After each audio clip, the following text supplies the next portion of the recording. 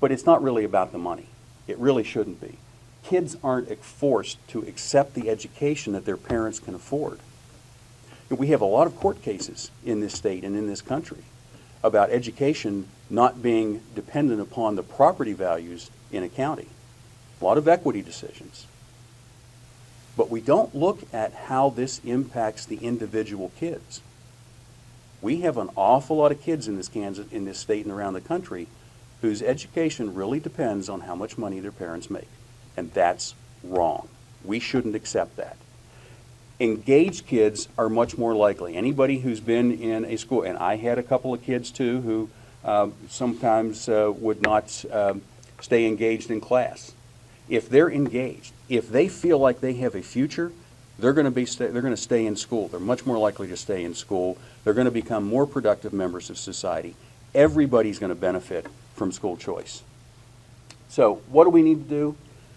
We need to stop finding excuses to avoid change. Quite frankly, we've been doing that for decades in Kansas.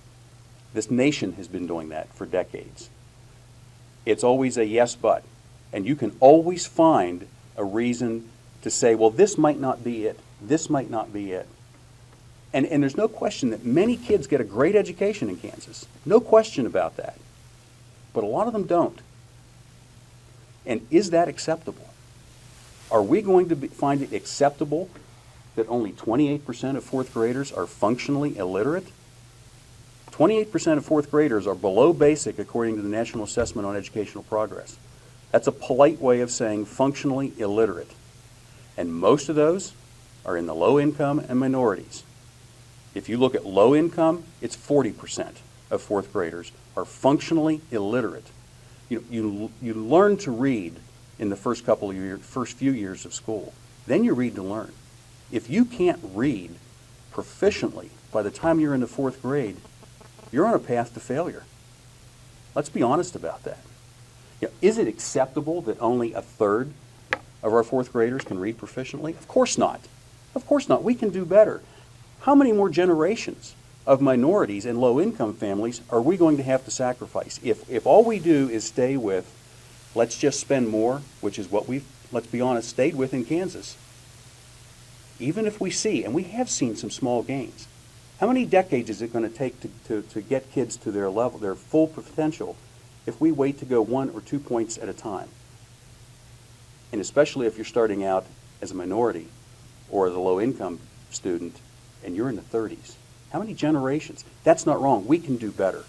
We have to start saying we're going to not accept these levels.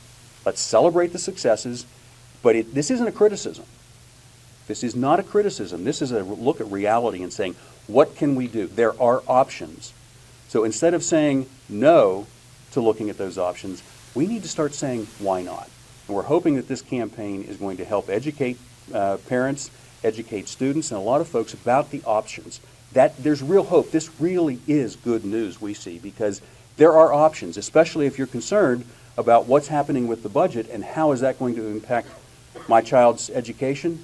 There's things we can do. So I'm going to leave it with that and be happy to take some questions. You make comparisons to Florida, and obviously, as you know that Florida's the vouchers was only one small part of the reforms that they put in place. Right. So why school choice? Why not merit pay for teachers or alternative certification or one of the other things? We should be doing those as well. I mean, Florida readily admits they can't say that there is no silver bullet. Okay, they will say we can't say, and quite frankly, they don't care which one of these things had the biggest benefit. You need to do it all. I mean, the school choice is kind of the central place. It's where they started. They already had some school choice. They started by expanding school choice. Absolutely, we need to look at alternate certification for teachers. We need to look at banning social promotion on kids who can't read. We need to look at rewarding effective teachers. We need to look at rewarding students. There's a lot of other things we need to do. School choice is what makes a lot of kids, not just the kids who leave and maybe choose a private option or a charter option, it opens up competition. It's the centerpiece that really helps everybody get better. It introduces competition. You need to do it all. You can't stop. You can't think. And that's one of the dangers that a lot of states, frankly, have run up against. We have this, it's kind of an American thing, I guess. We look for the silver bullet. Let's do this. This will do it. Block scheduling was one of those miracle things we were going to do a few decades ago or years ago. That didn't work. And every time one of those silver bullet options don't work, we fall back on, well, see, we tried reform, it doesn't work. Nobody knows, and quite frankly, when you're at 35% proficiency, we shouldn't care which one of these things works the most. We have nothing to lose by doing it all. Starting with school choice is one of the easier things to do. It's something, and especially it's the kind of thing that, because it introduces competition, it gives parents the choice. The Eagle had, and not the only paper, but a number of papers had stories this week about a homeless woman in Connecticut who was arrested for grand larceny. And her crime was giving a false address. She gave her babysitter's address so that her child could go to a better school. And they had her arrested. And that's not an isolated incident. We should not be in a position where we are forcing kids to get an education that's less than that's available. That's wrong. We need to change that. That's the best place to start, we think, but we need to absolutely do it all. Bob?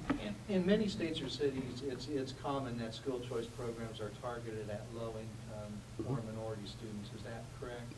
It is. And would you recommend that for Kansas? I think that's where we should start, because choice is about providing. There's no reason not to give everybody choice. I mean, but if you should start with the people who have the least amount of choice right now. You start with the people who have the disabilities, the special needs. You start with the very low incomes, and whatever you have, whatever resources you have to put toward that, or whether that's money or political capital, you focus really first, at least, if not exclusively, on the low income areas. So we had a bill in the legislature this year that had a hearing about school choice funded through tax credit scholarships, and that, I believe, was targeted at either low income or minority. I don't remember exactly. Low income. It was criticized widely because these schools would choose only the very good students that they wanted to work with, even though this would be limited to low income students. That's one of the misconceptions that's commonly put out. The facts don't support those assumptions. And there's information on the Friedman site and also on the Why Not Kansas site that directs you to some of those myths about education. It not only doesn't happen, you can ensure that it doesn't happen. Again, those are, let's say, for example, let's assume that maybe some of that does happen.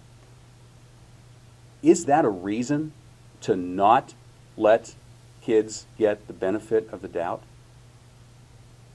Those are exactly what we have to stop doing. Those kinds of pushbacks of, it's basically yes, but.